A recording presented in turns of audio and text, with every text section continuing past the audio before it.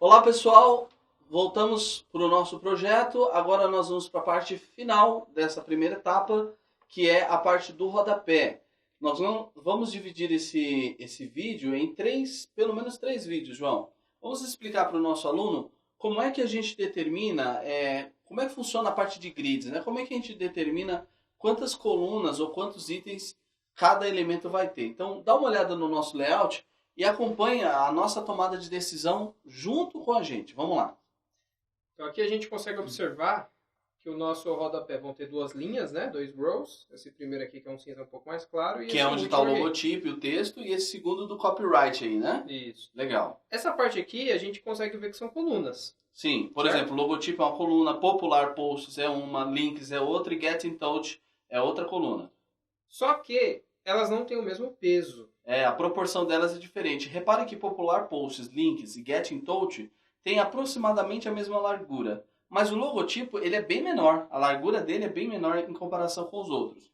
Então, agora vem a primeira decisão. Como é que a gente vai fazer isso no Bootstrap? Se a gente colocar aqui peso de 1 para o logotipo, vai sobrar 11. Isso. Lembra da ideia do conceito de dividir tudo por 12 para poder se adaptar em qualquer tela? Então, imagine que o total tem que dar 12, é a soma. Então vamos supor que o logotipo vai ser o número 1. Vai ser equivalente a uma coluna. Os 11 a gente não consegue dividir por 3. É verdade. Porque se a gente colocar 3, 3, 3... dá 9. Se colocar 4, 4, 4... dá 12. Então não tem como. Então não tem como. Então como é que a gente resolve? Porque é fácil, né? Quando você tem dois elementos ou quando você tem três com a mesma dimensão.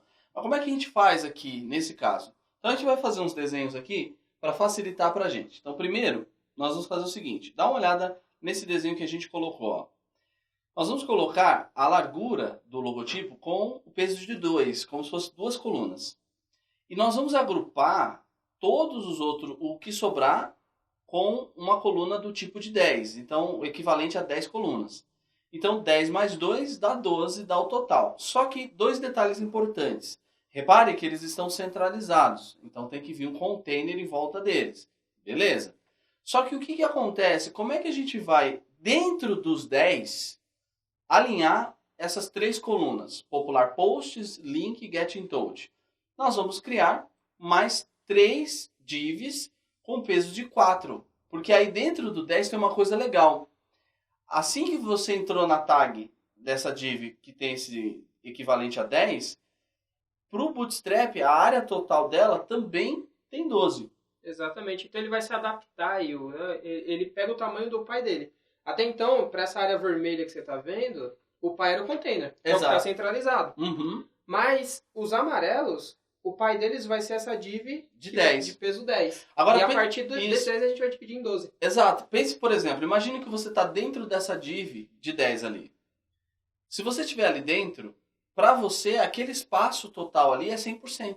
Exatamente. Mesmo que não seja 100% da tela. Por isso 12. Pense sempre que 100% equivale a 12. E aí a gente divide. Então 50% é 6, 25% é 3 e assim por diante. Só que para a gente facilitar o processo de criação, no próximo vídeo, a gente vai criar primeiro isso aqui que você está vendo agora. Ó, sem nada. Apenas esses textos de baixo.